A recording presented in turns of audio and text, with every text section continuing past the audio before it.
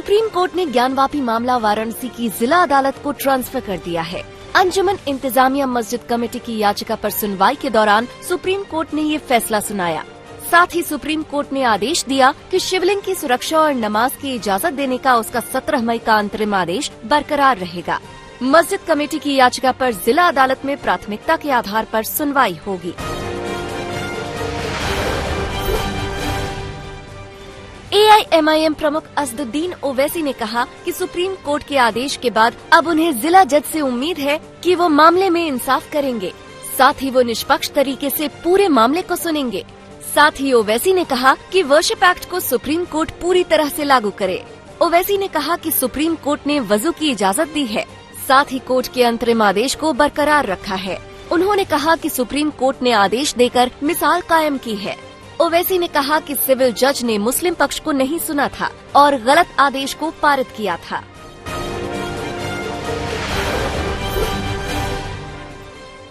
और हम तो ये उम्मीद कर रहे हैं कि चाहे सुप्रीम कोर्ट हो, लोअर कोर्ट हो, हाई कोर्ट हो, वो जो बाबरी मस्जिद के टाइटल सूट में सुप्रीम कोर्ट ने कह दिया कि 91 का एक्ट भारत के संविधान के बेसिक स्ट्रक्चर का हिस्सा है, हम पूरे कोर्ट्स को चाहेंगे कि उसको इम्प्लीमेंट करें।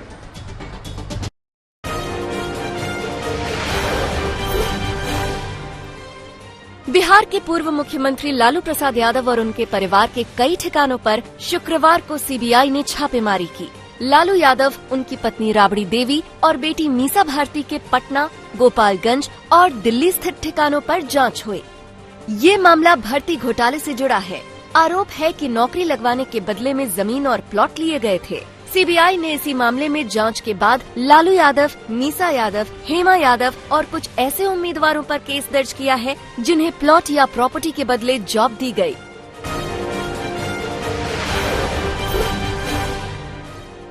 लालू यादव और उनके परिवार के सदस्यों के ठिकानों पर सीबीआई के छापे के बाद आरजेडी कार्यकर्ताओं ने जमकर प्रदर्शन किया।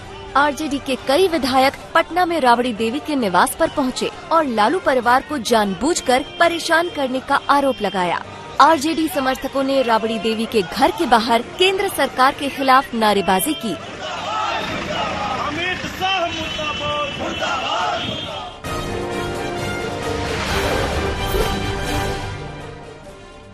शीना बोरा हत्याकांड मामले में जमानत मिलने के बाद इंद्राणी मुखर्जी शुक्रवार को जेल से बाहर आ गयी। जेल से बाहर आने के बाद इंद्राणी ने कहा कि वे बहुत अच्छा महसूस कर रही हैं। आगे उनकी क्या योजना है, इस पर उन्होंने कहा कि इस बारे में कुछ सोचा नहीं है। इंद्राणी मुखर्जी ने कहा कि खुला आसमान दिखा, बहुत खुश हूँ। इंद्राणी मुखर्जी को बुधवार को सुप्रीम कोर्ट से जमानत मिल गई थी। वो 6.5 साल से जेल में बंद थीं।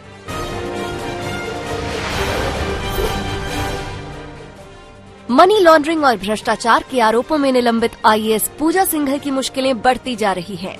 ईडी को फिर से पूजा सिंघल की 5 दिनों की रिमांड मिल गई है। पूजा सिंघल की गिरफ्तारी के बाद ईडी ने 11 मई को पहली बार 5 दिन की रिमांड पर लेकर उनसे पूछताछ की थी।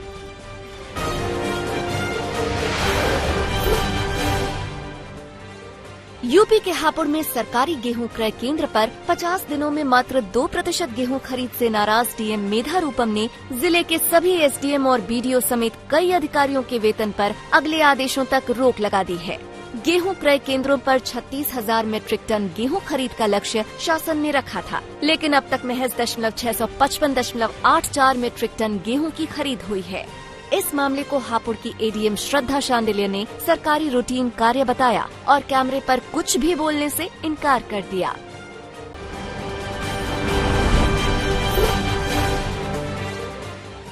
जम्मू कश्मीर के रामबन में पहाड़ी टूटकर गिरने से हड़कंप मच गया। उस वक्त हाईवे पर काफी भीड़ थी। पहाड़ी टूटकर जैसे ही चट्टान और मिट्टी का मलबा नीचे गिरा, अफरा तफरी का माहौल हो गया। लोग जान बचाकर वहां से भागने लगे। रामबन में टनल निर्माण का काम चल रहा था। सिर्फ 3 से 4 मीटर की खुदाई की गई थी। तभी गुरुवार रात करीब 10:15 बजे भूस्खलन हुआ, जिसमें वहां काम करने वाले मजदूर फंस गए। भूस्खलन में कई ट्रक, खुदाई करने वाले और अन्य वाहन पूरी तरह से क्षतिग्रस्त हो गए। आईटीबीपी ने स्निफर डॉग के साथ यहां बचाव अभियान शुरू किया। अब तक 3 मजदूरों को बचाया जा चुका है। 1 का शव मिल चुका है, जबकि 9 मजदूरों की तलाश अभी भी जारी है। हालांकि आईटीबीपी के जवानों ने अर्थ मूवर्स के फंसे ड्राइवर्स और सहायक कर्मचारियों को सुरक्षित बचा लिया है।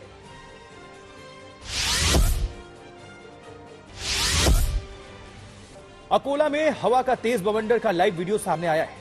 वीडियो अकोला जिले के अकोट तहसील में आने वाले देवरी फाटा के पास का है। कल देर शाम अचानक हवा का ऐसा बवंडर उठा कि सड़क किनारे होटल में रखी पानी की बोतलें उड़ने लगी। बवंडर की चपेट में होटल के दूसरे कई सामान भी आ गए। बवंडर के आने से कुछ देर के लिए हड़कंप मच गया।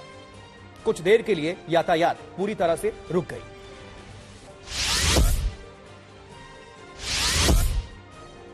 मध्य प्रदेश के नीमच में एक बुजुर्ग शख्स को समुदाय विशेष का होने के शक में पीट कर मार डाला गया। उस अमानवीय वारदात का वायरल वीडियो देखकर हर कोई सन्न है। मृतक बुजुर्ग की पहचान रतलाम जिले के सरसी निवासी 65 साल के भंवरलाल जैन के रूप में हुई। बताया जाता है कि मानसिक रूप से भंवरलाल बीमार थे। वीडियो में भंवरलाल जैन बेंच पर बैठे हुए नजर आते हैं और आरोपी उन्हें बार बार थप्पड़ मार रहा है। थप्पड़ मारने वाला व्यक्ति बार बार बुजुर्ग से पूछता है, तेरा नाम क्या है? मोहम्मद है, चल आधार कार्ड बता। सोशल मीडिया पर यह वीडियो वायरल होने से एक दिन पूर्व बुजुर्ग का शव रामपुरा रोड पर मिला था। मनासा पुलिस ने मारपीट करने वाले की पहचान मनासा के काशी मोहल्ले में रहने वाले दिनेश कुशवाहा के रूप में की है। आरोपी दिनेश बीजेपी की पूर्व पार्षद का पति है। पुलिस ने आईपीसी की धारा 302 के तहत मामला दर्ज कर आरोपी की तलाश शुरू कर दी है।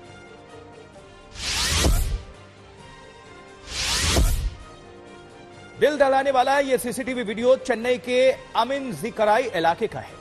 बुधवार को यहां दिन दहाड़े बीच सड़क पर एक युवक का मर्डर कर दिया गया। मृतक की पहचान 36 साल के एस अरुमुगन के रूप में हुई है। पेशे से फाइनेंसर अरुमुगन 2 व्हीलर पर जब अपने घर से दफ्तर जा रहे थे तभी बाइक सवार 4 गुंडों ने उन पर हमला बोल दिया। हमलावरों ने धारदार हथियार से अरुमुगन पर कई वार किए। आसपास लोग गुजरते रहे लेकिन किसी की हिम्मत नहीं हुई कि हमलावरों को रोका जाए।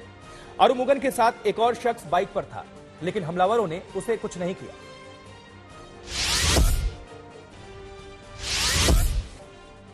पंजाब के फरीदकोट के कोटकापुरा इलाके में एक दर्दनाक हादसा पेश आया। पूरा हादसा सीसीटीवी में कैद है। एक दंपत्ति बाइक से गुजर रहा था कि अचानक एक आवारा पशु ने सामने से दौड़कर बाइक में सीधी टक्कर मार दी। बाइक सवार महिला की मौके पर ही मौत हो गई जबकि महिला का पति गंभीर तौर पर जख्मी है। जानकारी के मुताबिक महिला रिटायर्ड टीचर हैं और तलवंडी सबो में एक स्कूल में प्रिंसिपल के तौर पर मुफ्त में सेवा दे रही थी। इस हादसे के बाद स्थानीय लोगों ने आवारा पशुओं पर नियंत्रण की मांग तेज कर दी है।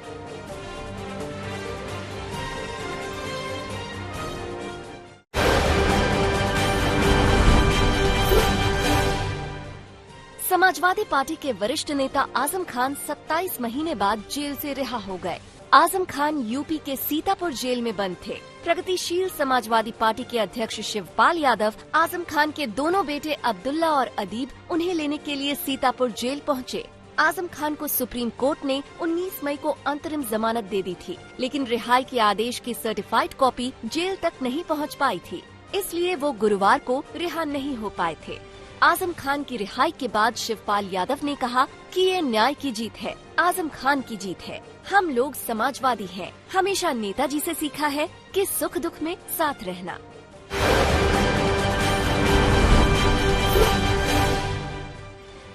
समाजवादी पार्टी के अध्यक्ष अखिलेश यादव ने आजम खान की रिहाई का स्वागत किया। अखिलेश यादव ने ट्वीट किया कि आजम खान जी के जमानत पर रिहा होने पर उनका हार्दिक स्वागत है।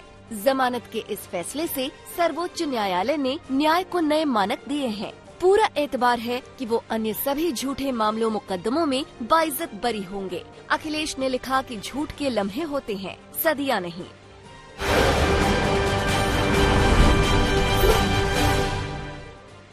सीतापुर की जेल से रिहाई के बाद आजम खान ने बड़ा बयान दिया। उन्होंने कहा कि मुझे एनकाउंटर की धमकी मिली। मैंने साबित करने की कोशिश की कि मेरी ईमानदारी संदिग्ध नहीं है। इसके साथ आजम खान ने कहा कि मुझे सुप्रीम कोर्ट से न्याय मिला है। आजम खान ने ये भी कहा कि मेरी तबाहियों में मेरा अपना हाथ है, मेरे अपने लोगों का बड़ा योगदान है। आजम खान के इस बयान को अखिलेश यादव पर तंज के तौर पर देखा जा रहा है।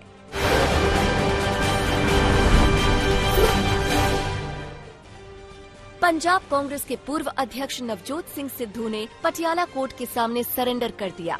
रोड रेज के मामले में अब उन्हें 1 साल जेल में बिताना होगा। सुप्रीम कोर्ट ने 34 साल पुराने रोड रेज के मामले में सिद्धू को 1 साल की सजा सुनाई है। सिद्धू के वकील अभिषेक मनु सिंघवी ने राहत की उम्मीद के साथ शुक्रवार को भी सुप्रीम कोर्ट का रुख किया था, लेकिन उन्हें राहत नहीं मिली थी।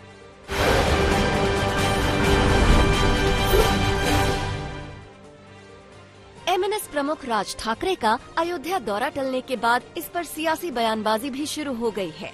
शिवसेना सांसद संजय राउत ने कहा कि पहले उनके अयोध्या दौरे का काफी प्रचार किया गया और अब टाल दिया गया है। इसके पीछे राजनीतिक कारण हो सकते हैं। बीजेपी तो यूज एंड थ्रो के लिए ही जानी जाती है। शिवसेना 25 साल का अनुभव झेल कर आई है। वहीं एमएनएस प्रवक्ता अनिल देशपांडे का कहना है कि अयोध्या दौरा क्यों टाला गया है, इसके बारे में जानने के लिए लोगों को रविवार को होने वाली रैली तक इंतजार करना चाहिए।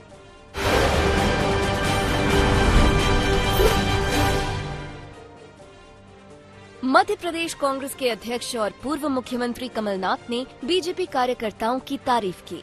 एक कार्यक्रम के दौरान कमलनाथ ने पार्टी कार्यकर्ताओं को बीजेपी कार्यकर्ताओं का उदाहरण देकर बताया कि चुनाव कैसे लड़े जाते हैं। कमलनाथ ने कहा कि कांग्रेस इसलिए चुनाव हारती है क्योंकि यहाँ कार्यकर्ताओं को काम के लिए कहना पड़ता है, जबकि बीजेपी में ऐसा नहीं है। बीजेपी के कार्यकर्ता खुद से काम करते हैं, जबकि कांग्रेस में यही कमी है कि लोग इंतजार करते रह जाते हैं, हमें कोई बताएगा कि क्या करना है।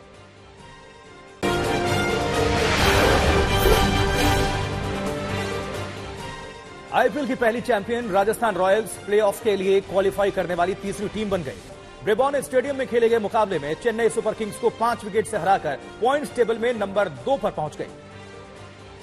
धोनी के सीएसके ने पहले बल्लेबाजी करते हुए 150 रन बनाए। जवाब में 2 गेंद पहले ये लक्ष्य हासिल कर लिया। यशस्वी जायसवाल ने सबसे ज्यादा 59 रन की पारी खेली, लेकिन धमाकेदार पारी अश्विन ने खेली। पहले उतारे गए अश्विन ने 23 गेंदों पर बिना आउट हुए ताबड़तोड़ 40 रन बनाए। चेन्नई ने 14 मैच में 10वीं हार के साथ अपना सफर खत्म किया।